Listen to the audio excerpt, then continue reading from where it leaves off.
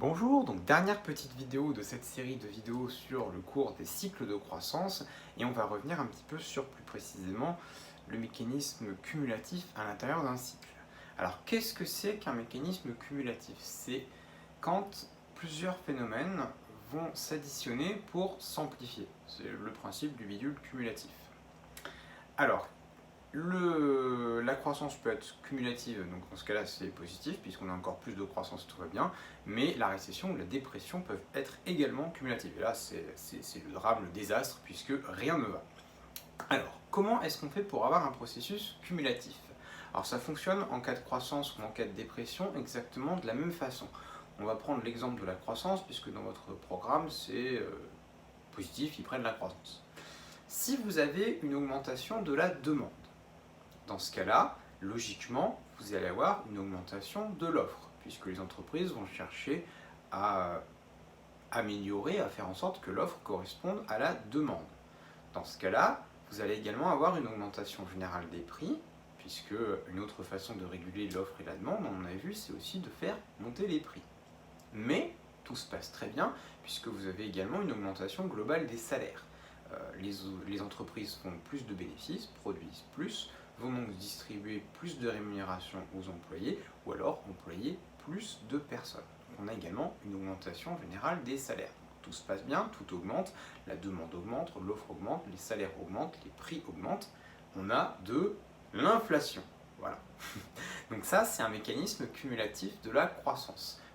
Tout augmente, ce qui va engendrer naturellement de la croissance. Si vous vous souvenez bien de la vidéo du chapitre d'avant, carrément, un des moyens de tricher un petit peu en faisant passer de la croissance, c'est d'avoir de l'inflation. En fait, une inflation, c'est aussi une forme de croissance véritable, ça augmente vraiment. Donc on s'y retrouve bien, tout va bien.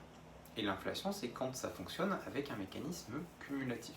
Plus de demandes, plus d'offres, hausse des prix, hausse des salaires, tout augmente. Donc on a également une augmentation de la valeur qui est créée. C'est juste qu'on a une augmentation en valeur et non pas une augmentation en volume. Après, tout dépend de ce que vous voulez mettre derrière le mot croissance. Ça fonctionne exactement de la même façon si vous avez une récession. La demande diminue, l'offre diminue, les salaires diminuent. Et du coup, comme tout diminue, vous avez une dépression. Voilà, exactement pareil.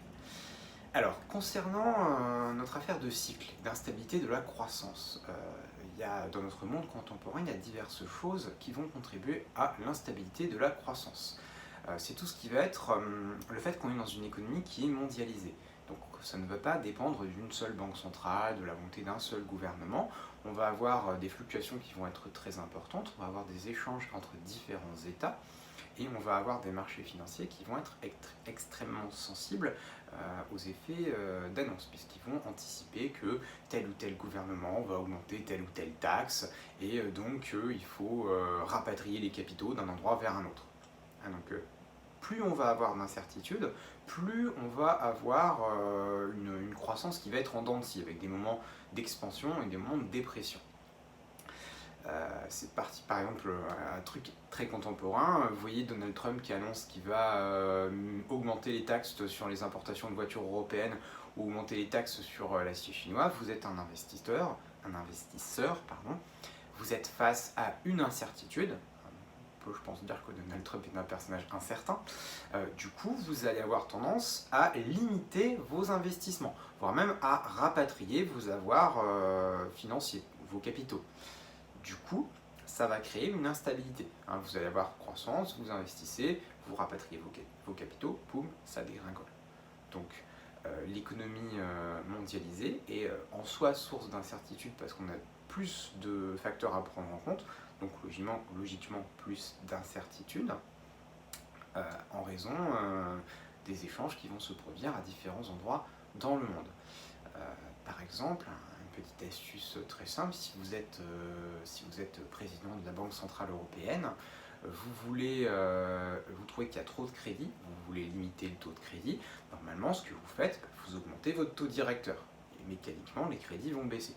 En réalité, vous avez besoin de faire rien du tout, vous êtes directeur de la Banque Centrale, vous trouvez qu'il y a trop de crédit, vous montez à la tribune comme ça, vous montez votre cravate, Donc il y a trop de crédit par ici, on songe à relever nos taux directeurs. Et là, magie, vous avez moins de crédit qui est créé. Phénomène d'anticipation, les gens se disent oh là là là là là là, attention, ils vont relever le taux directeur, on va faire attention à ne pas emprunter trop parce qu'après on va devoir rembourser beaucoup plus, un petit peu plus. Du coup, vous avez une création de crédit qui est moindre. Vous avez réussi comme ça, juste en prononçant deux mots, relevé, taux directeur, trois mots, à diminuer l'inflation. C'est magique.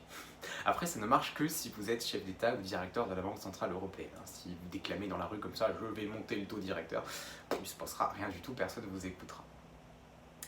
Donc, ce qui est important de retenir, c'est le phénomène cumulatif. Si on a croissance, dans ce cas-là, la croissance va s'auto-alimenter, va s'auto-engendrer. Tout va bien, la demande augmente, l'offre augmente, les prix augmentent, les salaires augmentent, tout est beau, tout est merveilleux, vous avez de l'inflation, vous avez de la croissance. Croissance en valeur, pas en volume. Et si vous êtes sur le mauvais côté de la pente, là c'est le contraire, c'est la catastrophe, la demande diminue, l'offre diminue, les salaires diminuent, tout diminue, et là vous êtes dans une phase de dépression. C'est beaucoup plus compliqué de sortir d'une phase de dépression que de sortir d'une phase de croissance. On a vu avec le mécanisme des chocs, il peut suffire de pas grand chose pour bouleverser la croissance, alors que par contre pour relancer un état après une phase de dépression, ça peut être très compliqué. Voilà, donc j'espère que ces 3 vidéos vous ont permis de mieux comprendre pourquoi il y a croissance, pourquoi est-ce que la croissance c'est quelque chose d'instable et quelles sont les différentes phases qu'on peut observer au cours de la croissance. Je vous souhaite une très bonne soirée.